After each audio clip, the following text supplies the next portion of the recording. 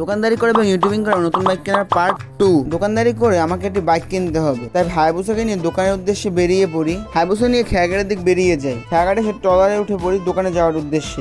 বলতে বলতে ট্রলারও ছেড়ে দেয়, আর ট্রলারে বসে নদীর মাঝখানে ভিউটা খুব সুন্দর লাগছিল। এরকম ভিউ কয়জন এনজয় করতে পারে বলুন আপনারাই। কথা বলতে বলতে ট্রলার শহরে এসে ভিড়ে, আর ঘাটে তো প্রচুর মানুষের ভিড় ছিল। ট্রলার থেকে উঠে বাজারে যাওয়ার জন্য কোনো অটোই পাচ্ছিলাম না। অবশেষে একটি অটো পেয়ে যায় বাজারে যাবে, তাই সে অটোতে উঠে বসে পড়ি। তারপর অটো বাজারের দিকে যেতে থাকে। অটো থেকে বাজারে নেমে ওয়াশিতে চলে যাই দোকানের জন্য পেটিস নেওয়ার জন্য। ওয়াশিতে টাকা দিয়ে দোকানের জন্য পেটিস নিয়ে বেরিয়ে যায় দোকানের দিকে। হাতে পেটিস নিয়ে ঢ্যাং ঢ্যাং করে হাঁটতে হাঁটতে চলে আসি দোকানে এসে শাটার দুটিকে ঝটপট করে জাগিয়ে দেয়, কারণ তাড়াতাড়ি দোকান খুলে তাড়াতাড়ি সব গুছাতে হবে। তারপর পেটিস গুলোকে পেটিসের বক্সে সাজিয়ে লাইট জ্বালিয়ে দেয় যাতে গরম হয়। তারপর দোকানটা সম্পূর্ণ গুছাতে থাকি। সম্পূর্ণ ঝাড়ু দেওয়ার পর দোকানে খুব পরিষ্কার লাগছিল। সব গুছিয়ে গেছে, চেয়ারে বসে পড়ি কাস্টমারের অপেক্ষায়। তারপর এক একজন কাস্টমার আসতে থাকে এবং আমার বেচা বিক্রি হতে থাকে। আর সকাল অল্প কিছুক্ষণের ভিতরে খুব ভালো টাকা ইনকাম করে ফেলি। আমি সেই বাতাস খেতে থেকে তোমরা চ্যানেলটিকে